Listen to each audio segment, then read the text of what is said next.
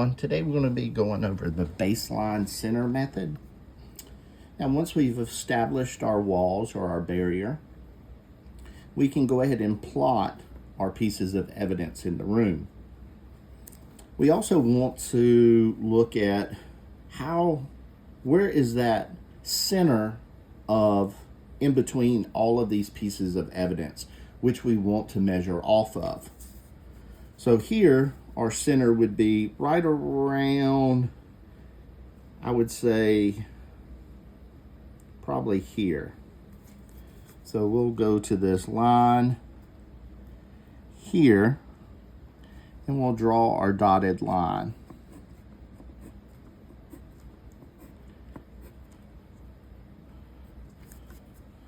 All the way across. Remember, we don't want to use a solid line because solid lines are more so considered to be those fixed walls, those barriers.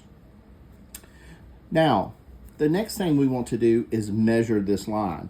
How long or what is the length of the room? Let's say that this room is 16 feet in length.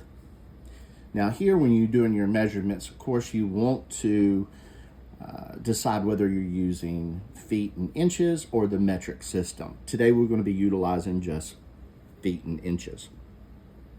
The next thing I want to do is make sure that this baseline is kind of fixed, so that way I know where it actually is in the room, in the total width of the room. So the first thing I want to do, I'll come down here to this side, and I want to measure from here to here. So I'll come off of this wall just a little,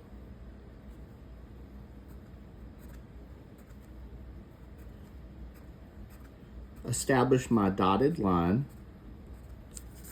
and then write in the width of the room.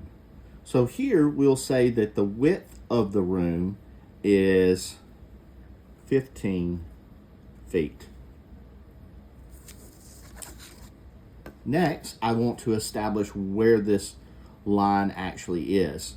So I can come off of this end, establish my points, which would be the corner of the room and where the baseline starts, draw my measurement line,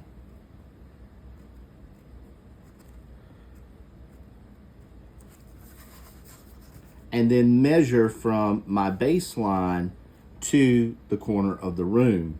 We will say that this measurement in itself is roughly 7 feet 5 inches. Now, here is where we'll start to measure our evidence. The next thing I want to do is come off of this baseline directly to the evidence itself. Now, can you draw out the picture? Yes, but it's easier to draw out just a point. That way you can identify it in your ledger. Now here we'll say that we are roughly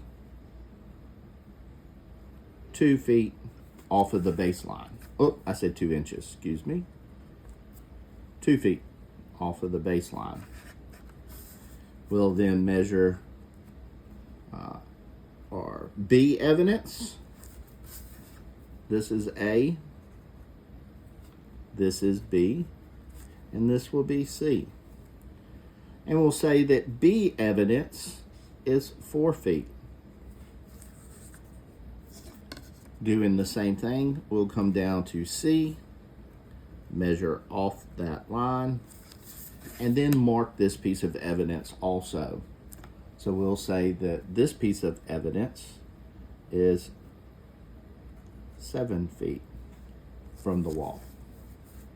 Now, we've established the width of the room, we've established the length of the room, we've established where our baseline is from the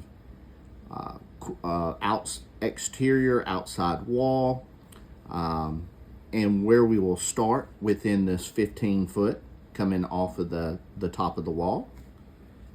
We've also established off of our baseline itself how far the pieces of evidence are located off of that baseline. The next thing we need to do is measure how much each piece of evidence is off of the wall for a length reference.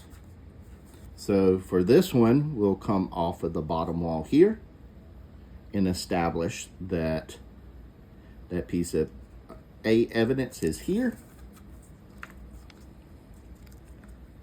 We will measure that out,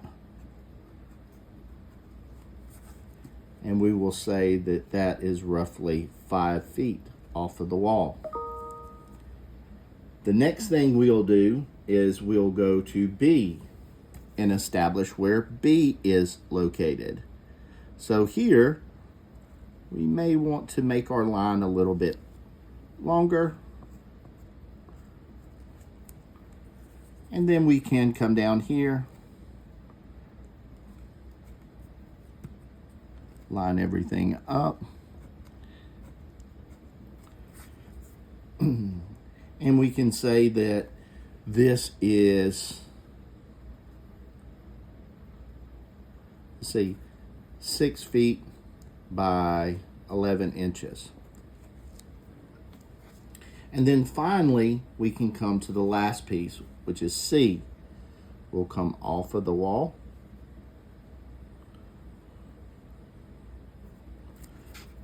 We'll create a more fixed point for us to understand here.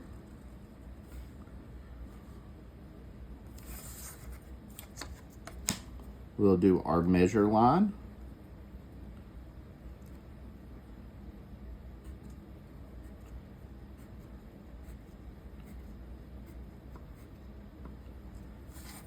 And then we'll plot our measurements. So here we'll say that our measurement from this point to this point is roughly 12 feet 2 inches. Now remember that we must establish what each point is in our ledger. So here we can say that A is a shell casing.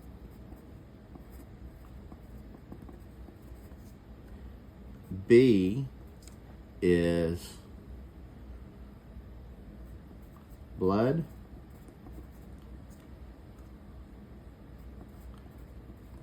Drops. And C is a body. Also remember the direction of north needs to be established. So here we'll say that the direction of north